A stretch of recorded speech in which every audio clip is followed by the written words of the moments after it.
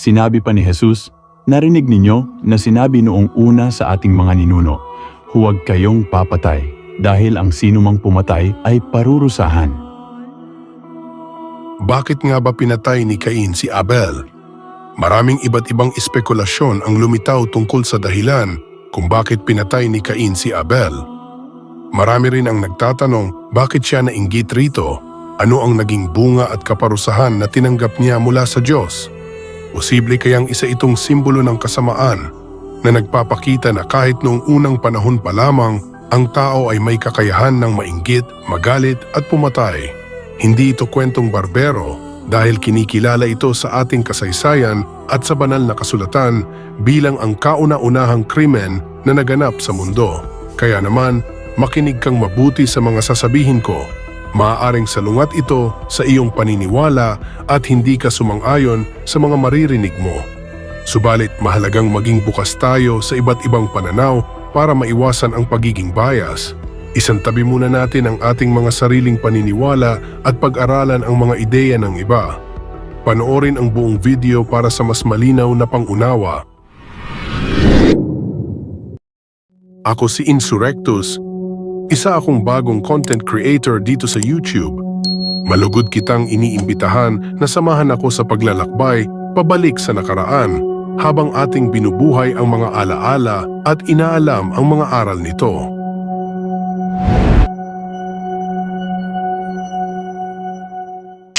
Nang magkaroon sina Adan at Eva ng mga anak, dalawang lalaki ang isinilang, si Cain na naging magsasaka at si Abel na naging pastol. Isang araw, pareho silang nag-alay sa Diyos. Si Abel na may malakas na pananampalataya ay nag-alay ng pinakamahuhusay niyang tupa. Tinanggap ito ng Diyos. Pero si Cain na hindi gaanong nagpakumbaba ay nag-alay lang ng mga bunga ng kanyang ani. Hindi tinanggap ng Diyos ang alay ni Cain, hindi dahil masama ang mga bunga, kundi dahil sa kanyang puso. Nakita ng Diyos na hindi bukal sa puso ang kanyang alay.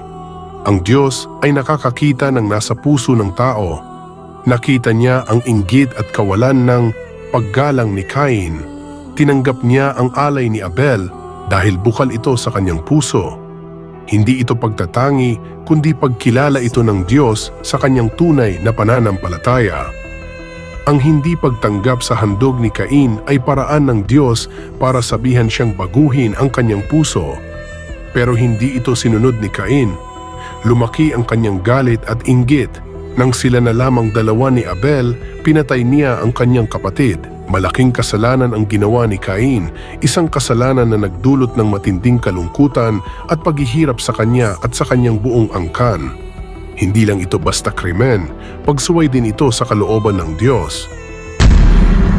Alam ng Diyos ang ginawa ni Cain sa kanyang kapatid na si Abel. Sa Genesis Kabanata 4, versikulo 9, kinausap ng Diyos si Cain at tinanong niya ito, "Nasaan si Abel, kapatid mo?" Ito ay isang pagsubok sa kanya upang aminin ang kanyang mga ginawa at magsisi. Subalit, ang naging sagot ni Cain ay nagpakita ng kanyang labis na katigasan ng ulo at kawalan ng pagsisisi. At sinabi ng Diyos, "Ang dugo ng kapatid mo ay sumisigaw mula sa lupa sa akin." Ang mga pahayag na ito ng Diyos ay patunay na labis ang kasamaan na ginawa ni Cain. Inilalarawan nito na hindi lamang ito basta pagpatay sa kanyang kapatid, kundi isa rin paglabag sa batas ng Diyos. Ang lupa na nilikha ng Diyos ay sumisimbolo ng kanyang pagkadismaya sa karahasan. Ang sigaw ng dugo ay isang malakas na protesta, isang panawagan para sa katarungan. At ang salitang akin ay nagpapakita kung gaano kaimportante sa Diyos ang buhay ng tao at kung gaano siya naaawa kay Abel. Pinarusahan ng Diyos si Cain, sinumpa at pinalayas dahil sa pagsuway sa kanya at sa pagpatay kay Abel. Hindi ito basta parusa lang, bunga ito ng maling pagpili ni Cain.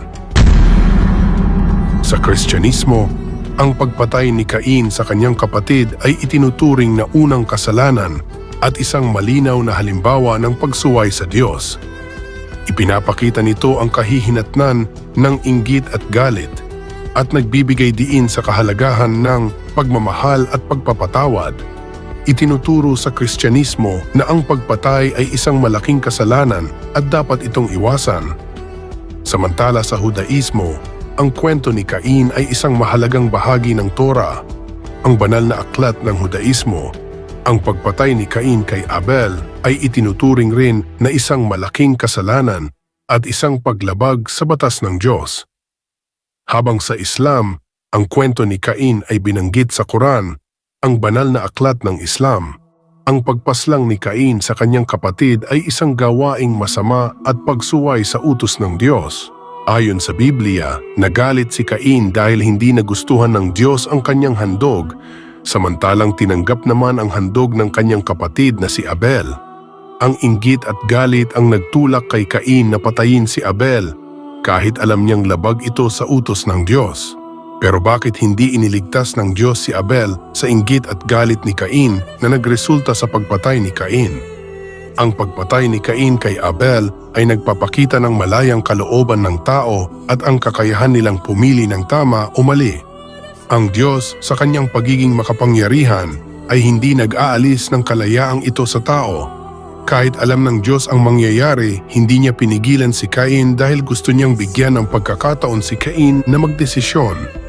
Sa pamamagitan ng pagpapahintulot sa pagpatay ni Abel, ipinakita ng Diyos ang kahihinatnan ng pagsuway sa kanyang kalooban at ang kahalagahan ng pagpili ng kabutihan. Hindi pinabayaan ng Diyos si Abel. Pinatay man si Abel, pinarusahan naman ng Diyos si Cain.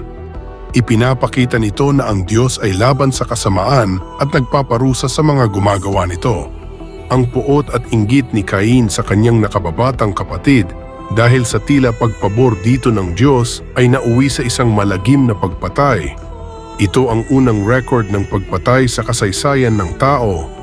Isa itong halimbawa ng malalim na kalikasan ng tao at sa mga kahihinatnan ng inggit, galit at pagsuway sa Diyos. Ipinapakita nito na ang malayang kalooban, kahit na may kaakibat na kakayahang pumili ng kasamaan, ay hindi nag-aalis ng responsibilidad ng tao sa kanyang mga gawa. Ang parusa kay Cain ay hindi lamang isang pagpaparusa sa krimen, kundi isang paalala sa lahat na ang Diyos ay nagmamalasakit sa katarungan at ang pagpili ng kasamaan ay may malubhang kahihinatnan. Ang sigaw ng dugo ni Abel ay isang walang hanggang paalala sa ating lahat na ang bawat buhay ay sagrado at ang karahasan ay hindi kailanman ang sagot. Ang kwento ay isang walang hanggang babala at isang panawagan para sa pagsisisi, pagpapatawad at pagpili ng kabutihan sa lahat ng oras.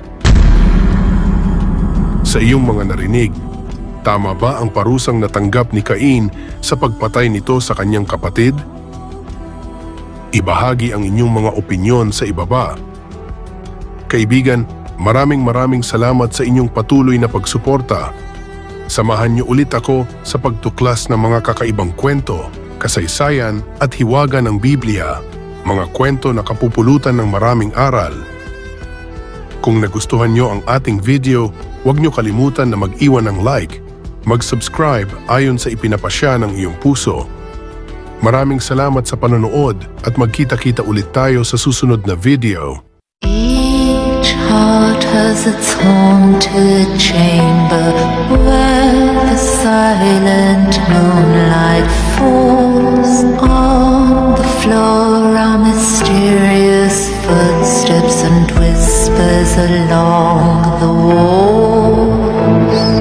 But mine at times is haunted by phantoms of the past, as motionless as shadows by the silent moonlight cast. Water yield pallid phantoms, but the statues without breath.